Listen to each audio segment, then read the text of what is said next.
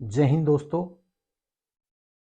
सभी युवा साथी और उनके जो परिवार हैं उनको, और जो मेरे साथी हैं उनको और उनके परिवार को, सभी की होली की मुबारकबाद। अपने जो होली है वो प्यार से मनाएं, गुलाल से ही होली खेली जाए और पानी का इस्तेमाल बहुत कम किया जाए। पानी का बचाव करना बहुत ज़रूरी है। अभी मैं जो वीडियो बना रहा हूँ, मैं एक तो जो हाई कोर्ट में हम जो पेंडिंग एग्ज़ाम इनरोलमेंट के ऊपर जो हमारे पक्ष में फैसला नहीं आया, और सुप्रीम कोर्ट जाने से हमारे को जो फ़ायदा है वो मिलेगा या नहीं मिलेगा। नंबर 2 बात, टीए की जो भर्ती है वो अप्रैल में होगी या नहीं होगी। तीसरी बात, रिलेशन की भर्ती पहले की तरह चलेंगी या उसके अंदर पहले एग्ज़ाम होगा, इसके ऊपर चर्चा करेंगे। तो सबसे पहले तो मैं ये बताता हूँ कि टीए की जो भर्ती है उसका अभी तक किसी प्रकार का कोई शेड्यूल नहीं बना है। आप चाहे किसी टीएम बात कर लो या कहीं बात कर लो, अभी तक कोई भी उसका कोई सिस्टम नहीं है। होगा जब हम आपको बता देंगे कि भाई टीए की भर्ती कब आएगी कब नहीं आएगी। आ सकती है अप्रैल में, मैं ये नहीं कहता, लेकिन अभी तक ऐसी कोई भी जानकारी नहीं है और ना ही किसी को भी नहीं, किसी को भी नहीं है। चाहे आपका कोई लेटर जारी कर रहा हो या कोई नोटिस जारी कर रहा हो, वो गलत कर रहा है।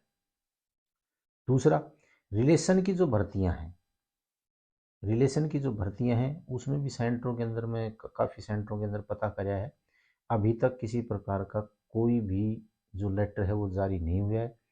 पहले एग्ज़ाम होगा या पहले जो है ये फिजिकल होगा, तो अभी तक इसका किसी को कुछ नहीं पता। लेकिन हाँ, इतना है कि बस 10-5 दिन के अंदर इस चीज़ का क्लियर होने वाला है। तीसरी बात यह है कि जो पेंडिंग एग्ज़ाम और इनरोलमेंट के ऊपर जो आपके हाई कोर्ट के अंदर केस को मान के चलो हम हार गए, तो सुप्रीम कोर्ट बना किस लिए? इसलिए बना क्योंकि काफ़ी जो लोग हैं वो हाई कोर्ट के अंदर हार जाते हैं, लेकिन सुप्रीम कोर्ट के अंदर वो जीत जाते हैं। सुप्रीम कोर्ट के अंदर अगर हाई कोर्ट के अंदर कोई हार गया और आज तक सुप्रीम कोर्ट में कोई नहीं जीता है वो बंदा, तो सुप्रीम कोर्ट में जाएगा कौन? कोई नहीं जाएगा। सुप्रीम कोर्ट में जाते क्यों हैं? इसलिए जाते हैं कि भाई हमारे साथ में जो हाई कोर्ट में अन्याय हुआ है और हमारे पक्ष में जो फैसला आना था वो नहीं आया, इसलिए सुप्रीम कोर्ट में जाते हैं। तो अभी आपने यहाँ तक अगर लड़ाई लड़ी है तो आपको सुप्रीम कोर्ट जाना चाहिए। यहाँ जो हाई कोर्ट ने आपके जो पक्ष में फैसला नहीं दिया, उसमें ये लगता है कि आपकी किसी प्रकार की कोई भी बात सुनी ही नहीं गई। इस प्रकार से मतलब वो दिया है इन्होंने फैसला कि जैसे आपने तो कुछ कहा ही नहीं वहाँ पर, कि आपकी तरफ से कोई बात रखी नहीं गई, और ये एक तरफा फैसला होके और उनकी तरफ सरकार की तरफ इन्होंने सुना लिया। अभी सभी ने ये लगा कि अग्निपथ है जो उसको अगर बीच में नहीं लाते तो शायद हमारे पक्ष में आ जाता। तो इसका तो जो शायद हमारे पक्ष में आ जाता, इसका तो एक ही वो है समाधान कि आपको हाई कोर्ट में सुप्रीम कोर्ट में जाना पड़ेगा। और आपने अगर इतनी लड़ाई लड़ी है तो ये आखिरी लड़ाई और लड़ो, इसमें लड़ने में कोई वो नहीं है। दूसरा ये है कि भाई कुछ पैसे एकेडमी वालों ने दे दिए, कुछ आपको करने पड़ जाते हैं, तो कोई नहीं, एकेडमी वालों की तरफ से हमने ये बोला था एकेडमी वाले को देना चाहिए, जो दे रहे हैं वो ठीक है, नहीं दे रहे हैं तो बार बार कहने से वो देंगे भी नहीं। ये तो अंतरात्मा से होती है, जिन्हें 1500 देने हैं वो दे देंगे, जिन्हें नहीं देने वो नहीं देंगे। तो अभी जो आपकी टीम है, टीम का मतलब ये है कि जो आपकी तरफ से केस लगेगा पेंडिंग एग्ज़ाम और पेंडिंग जो इनरोलमेंट डेट है उसकी तरफ से जो लगेगा केस, वो आपका 10 या 11 तारीख तक लग जाएगा। और उसके अंदर जो आपकी टीम है वो बहुत बढ़िया काम कर रही है, सोच समझ के काम कर रही है।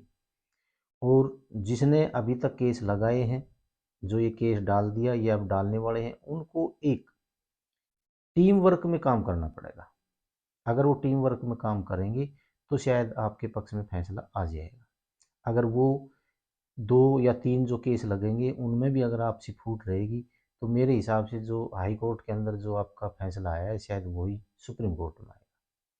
दूसरा, अभी थोड़ा सा ये आस कर रहे हैं कि भाई हो सकता है कि हमारा जो केस है वो चीफ जस्टिस के पास चला जाए, और जो हमारे चीफ जस्टिस हैं उन्होंने साफ तौर पे बोला है कि संविधान के खिलाफ कोई भी चीज़ अगर होती है तो मैं उसको बर्दाश्त नहीं करूँगा और ना ही मैं होने दूंगा। तो इससे थोड़ी सी आस जगती है कि हो सकता है कि भाई हमारा जो फैसला है हमारे पक्ष में आ जाए। तो इसमें ये आपको कोई नहीं बता सकता कि इतनी जल्दी कि भाई हम जीतेंगे या हारेंगे, अब कुछ नहीं होगा या होगा। ये तो देखो, आपका जो केस लड़ा जाएगा उसके बाद जो फैसला आएगा तभी पता चलेगा, इससे पहले नहीं चलेगा, क्योंकि ये चीज़ आपने करके देख ली है कि भाई हमारे पक्ष में आएगा ही आएगा। दूसरा, एक जो कॉपी है वो सरकार के पास जा भी चुकी है, एक कॉपी उसके अंदर अपने आर्मी हेडक्वार्टर में जा चुकी है, और अभी आपका टेस्ट अप्रैल में हो जाएगा या फरवरी लास्ट में हो जाएगा, ऐसी काफ़ी बातें चली थी, और सेंटरों के अंदर आपकी तैयारी चल रही है। और ये चीज़ें मैंने पहले ही बताया था कि सब बकवास हैं, इनमें कुछ नहीं है, और ये चीज़ सारी आपकी बिल्कुल निराधार निकली, और लास्ट के अंदर ये देख भी लिया आपने। लेकिन अब जो लड़ाई है वो बिल्कुल तरीके से लड़ी जाए, हम ये कह रहे हैं कि तरीके से लड़ी जाए। इसमें ये नहीं है कि मेरा केस है, दूसरा नहीं है मेरा केस है, सभी तीनों जो वकील हैं वो मिलके और एक टीम वर्क में काम करेंगे तो ही आपका ये केस मजबूत होगा, नहीं तो आपका वही असर होना है जो इसमें जो अपना हाई कोर्ट में हुआ।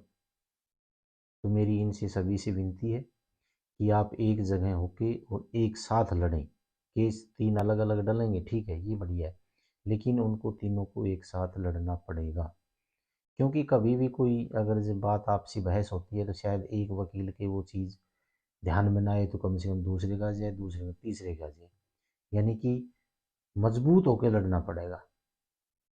जो भी वकील हैं उनको भी समझाना पड़ेगा कि आपको ये नहीं है कि भाई किसी तारीख पर आए किसी तारीख पर नहीं आए, और ये है कि ये 3 महीने भी लग जाएं और 6 महीने भी लग जाएं, इसमें टाइम लग सकता है। बाकी ये मत करो कि हम हमारा तो फैसला बहुत जल्दी आना चाहिए। आपने देख भी लिया होगा, सुनवाई होने के बाद में 2 महीने लगा दिए, जबकि वो दूसरे दिन भी सुना देते अगर यही चीज़ करनी थी तो। इसका मतलब ये होगा कोई साठ गांठ करके किया जाए ये। दूसरा ये है कि आप अपनी इस चीज़ के साथ में और चीज़ की भी अपनी तैयारी करो, ताकि हो सकता है ये चीज़ ना मिले तो आप कम से कम दूसरी जगह सेट हो जाओ, दूसरी जगह अपना भविष्य बढ़ाओ।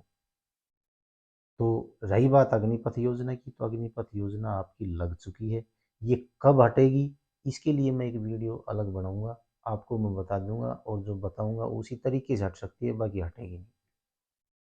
मैंने आपको इतना ही बताना था। जय हिंद, जय भारत।